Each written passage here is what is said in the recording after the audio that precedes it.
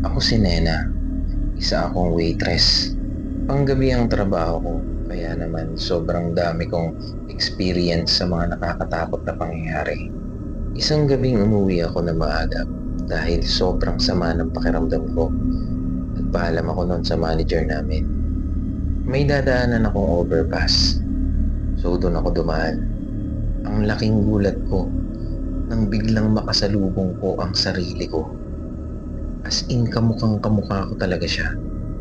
Nakatingin pa siya sa akin habang nakangiti ng parang nakakaloko. Dahil sa pangyayaring yun, sadyang kumaripas ako ng takbo. Halos mahulog na ako sa hagdan nun.